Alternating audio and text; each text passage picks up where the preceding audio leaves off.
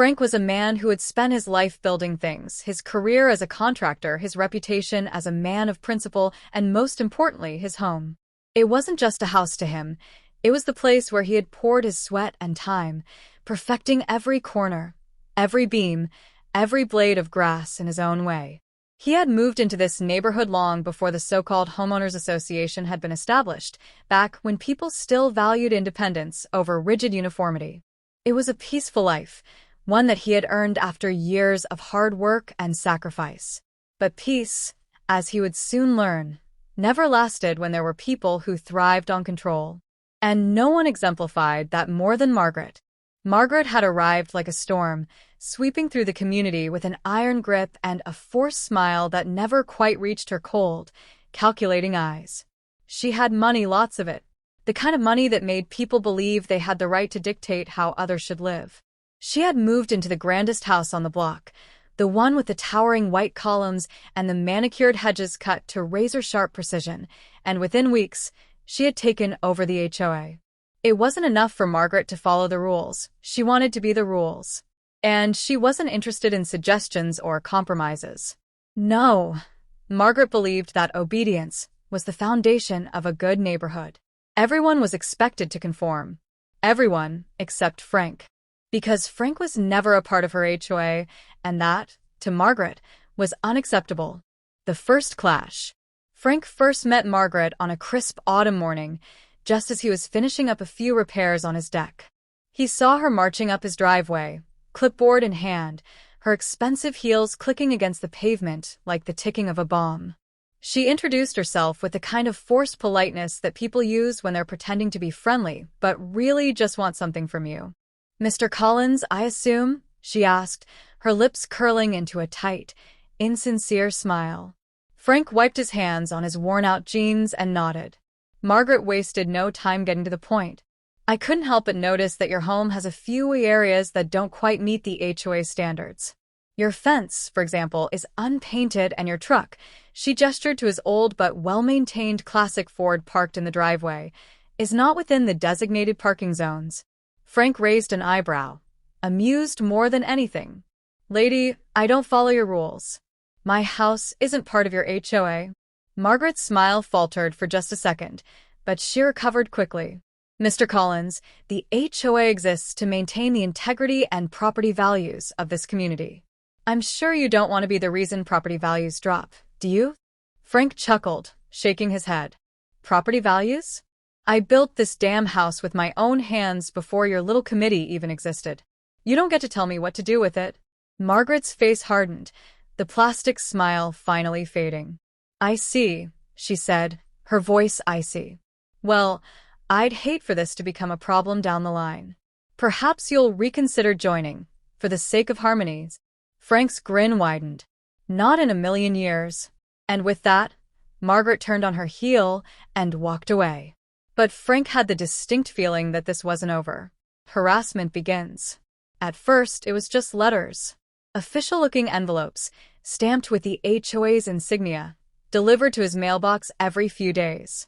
Notices of noncompliance, warnings about his unkempt lawn, and veiled threats about the expectations of the community. Frank tossed them in the trash, without a second thought. Then came the fines, ridiculous amounts demanding payment for rules he had never agreed to follow. He laughed at them and threw those away too. But Margaret wasn't the type to give up easily. She started calling in complaints. Neighbors suddenly began reporting Frank for nuisances that didn't exist. His trash bins were cited for being left out for too long, even though they were always brought in on time.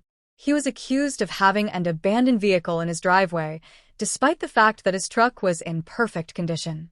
And then, the real harassment began. It started with small things. His garbage cans were mysteriously knocked over in the middle of the night. Someone reported him for excessive noise, even though he lived alone and barely made a sound past 8 p.m. His mail would occasionally go missing. It was clear that Margaret wasn't just using the HOA as a weapon, she was waging a personal war. And Frank, despite his patience, was starting to get tired of playing nice. One afternoon, as he was enjoying a quiet beer on his porch, he noticed Margaret across the street, watching him. Not subtly, not in passing, watching him. When their eyes met, she lifted her phone and, without hesitation, snapped a picture of him sitting there. That was it. That was the moment Frank knew Margaret wasn't just trying to enforce rules, she was trying to break him. A public confrontation. Frank had never been one to seek confrontation, but he also wasn't the kind of man to back down when he was being pushed. The next morning, he walked straight across the street and knocked on Margaret's door. She opened it with that same artificial smile, but Frank didn't give her the chance to speak. "What the hell is your problem?" he asked, his voice calm but firm. Margaret feigned innocence. "Excuse me? You know exactly what I'm talking about. The letters. The fake violations. The stalking." He jabbed a finger toward her phone, which he knew was still filled with pictures of his property.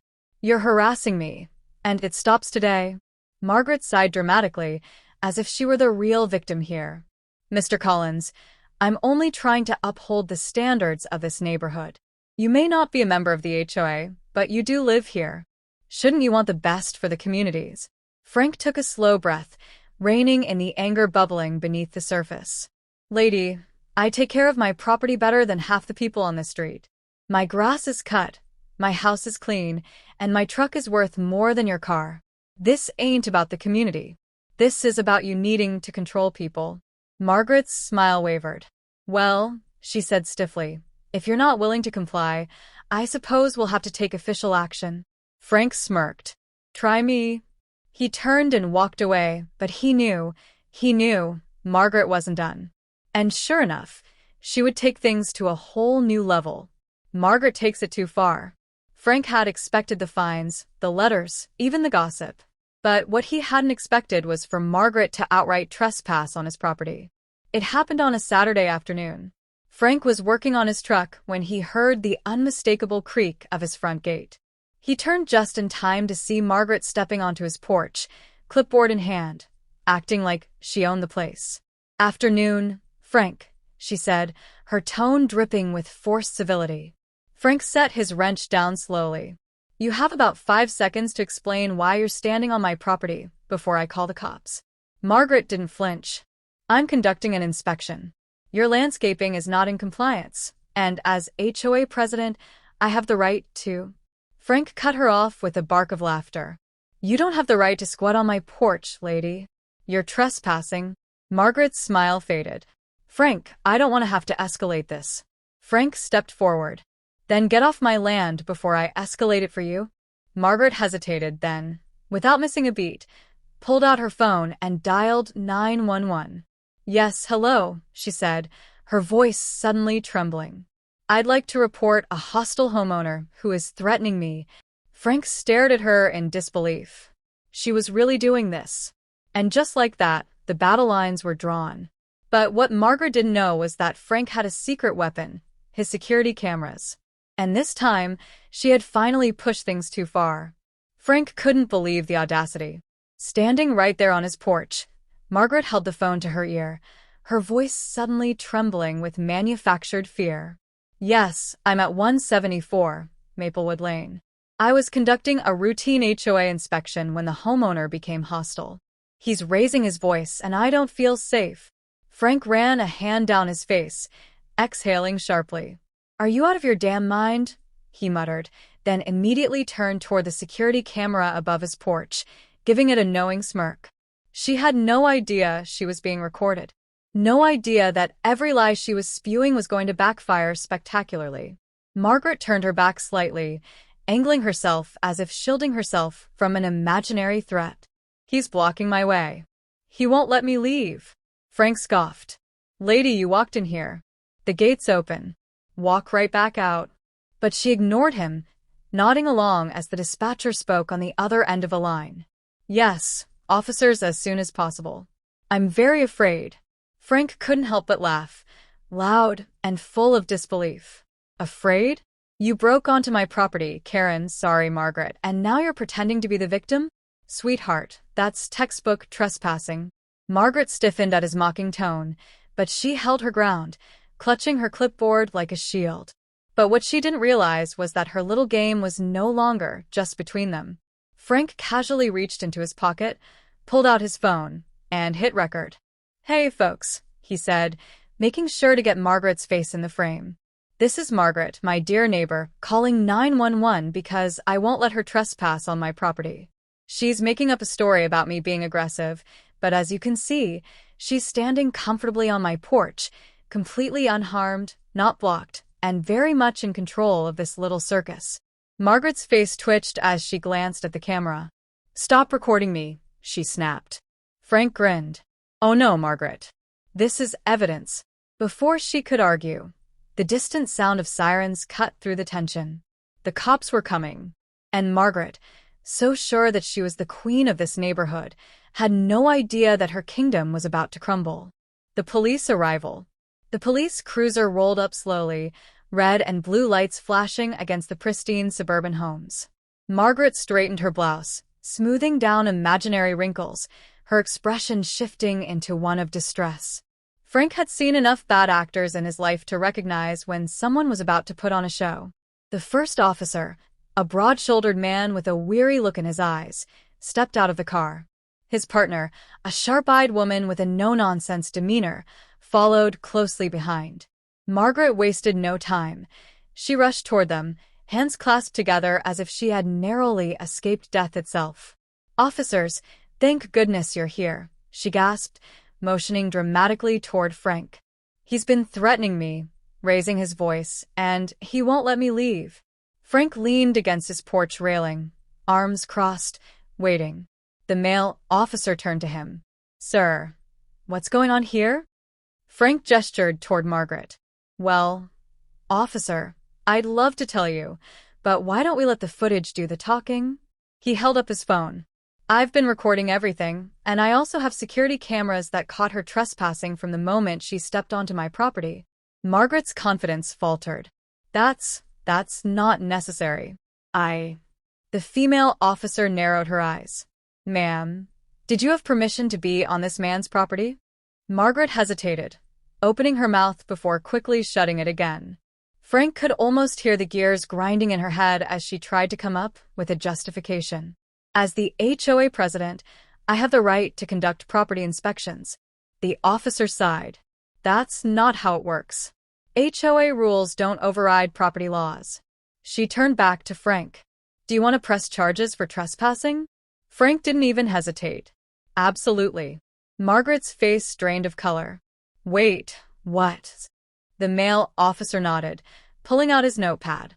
"Ma'am, I'm going to have to issue you a citation for trespassing and for making a false 911 call." Margaret sputtered, her carefully controlled world shattering right in front of her. "This is ridiculous. He's refusing to comply with HOA rules. We have community standards." The officer gave her a hard look. "Ma'am, what you have is a serious misunderstanding of property rights." He handed her the citation, and Margaret stood there, frozen, as if someone had just slapped her across the face. Frank smirked. "Margaret, sweetheart, I told you. You don't own me." Margaret's retaliation. If Margaret had been willing to walk away with her dignity intact, the story might have ended there. But people like her don't back down when they lose, they double down. The very next morning, Frank woke up to find a large, official-looking sign staked into his front yard. Under HOA review. Violations pending. Frank let out a long, exasperated sigh. He walked over, yanked the sign out of the ground, and stared at it for a long moment before turning toward Margaret's house. Sure enough, she was standing behind her living room window, watching, waiting. He held the sign up, waved at her with a smirk, and then, without breaking eye contact, snapped it in half over his knee. Margaret's face twisted with rage, and she yanked her curtains shut. Frank shook his head. "Lady needs a damn hobby." But the harassment didn't stop there. That afternoon, an envelope arrived, another notice from the HOA. This time, it was a formal warning. Failure to comply with community standards may result in legal action, including property seizure. Frank's jaw tightened. Property seizure? Was this woman out of her mind? He barely had time to process that thought before a tow truck pulled up in front of his house. Frank stepped onto his porch just as two security guards and a man in a press suit got out of an HOA-branded SUV. The suited man adjusted his sunglasses and stepped forward, clipboard in hand. Mr. Collins, we're here on behalf of the HOA to enforce a property lien due to unpaid fees and violations. Frank exhaled slowly, gripping the railing. A lien? You people are out of your damn minds. I never signed up for your HOA. I don't owe you a dime. The man gave him a practiced smile. Sir, the HOA has jurisdiction over all properties in this neighborhood. We have the right to... Frank cut him off. You don't have the right to squat on my lawn, buddy. The tow truck driver shifted uncomfortably. Look, man, I just got called for a job. I don't want any trouble. Frank pulled out his phone, dialing 911. Yeah, I'd like to report attempted vehicle theft and illegal trespassing on private property. HOA thugs trying to steal my car. The man in the suit paled. Now, sir, let's not escalate. Frank turned the camera on him. What's your name? I don't have to provide that information. Frank smirked. Well, that's funny, 'cause I've got your face recorded now. And once the police get here, I'm sure my lawyer would love to chat with you about fraudulent property liens. The man turned toward the security guards. Let's go. The tow truck driver didn't hesitate. He jumped back into his truck, fired up the engine, and peeled out of the driveway like his life depended on it. Frank turned toward Margaret's house, lifted his hand, and waved. Margaret slammed her door shut. Frank chuckled. Now this is getting fun.